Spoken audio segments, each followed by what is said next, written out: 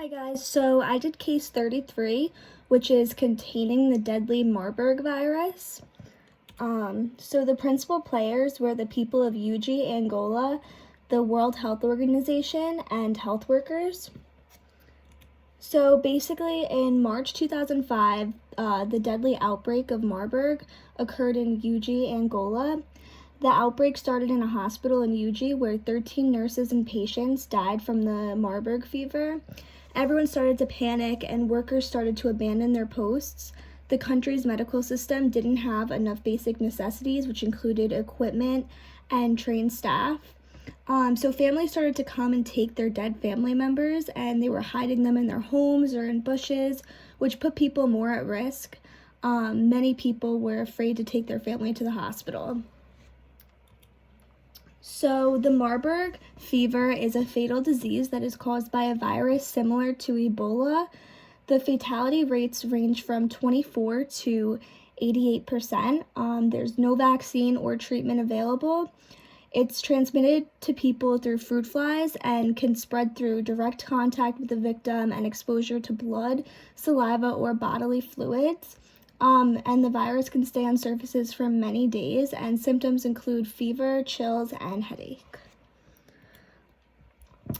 Several rumors started to go around, including that the hospital director brought the virus to intentionally kill patients. The MSF developed the virus to kill the population, and that the spirits of 2 dead nurses were roaming around because they didn't bury them properly with their traditions. So the burial traditions in Angola were very important to them. So they would basically lay out the body for a full day and bury it the next day. They would spend a significant amount of time with the body and have a ceremonial body washing and kiss goodbye. And they would handle them with care and respect because they believed that spirits can come back vengeful. So the foreign health workers started to show up in white protective clothing from head to toe to search hidden dead bodies. The health workers seemed to have no sympathy for the families that just lost loved ones and caused people of UG to be full of fear.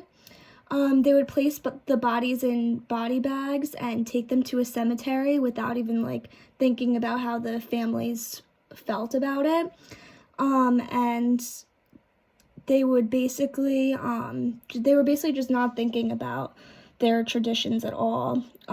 People went from being fearful to angry, and they started throwing rocks at the vehicles who were sent to find suspected Marburg cases and the hidden bodies. So PR was needed in this case because all of the rumors circulating were causing people to panic. The people of UG were frightened, and they were upset by the way the foreign health workers handled the situation of taking their loved ones away to the cemetery, especially because they couldn't do their burial traditions. They needed to regain trust with the villagers.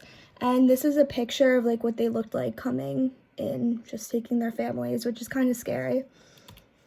So the key stakeholders were the people of Angola, the foreign health workers, the World Health Organization, the Center for Disease Control, and the MSF.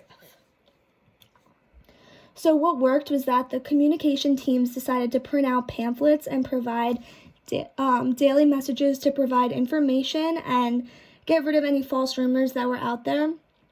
Healthcare workers started to arrive in regular clothing, and they would express their condolences and talk to the families. They would then put on their protective clothing and collect the dead body. They allowed them to continue their burial tradition, but they modified it so that no one was at risk.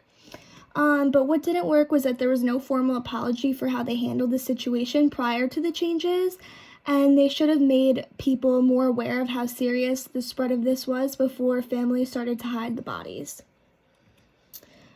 I would have held a special ritual in honor of all the people who lost their lives to Marburg to show that we actually cared about the community, and I would have sent out apologies for how they treated the situation. But other than that, it was good that they changed what they were doing.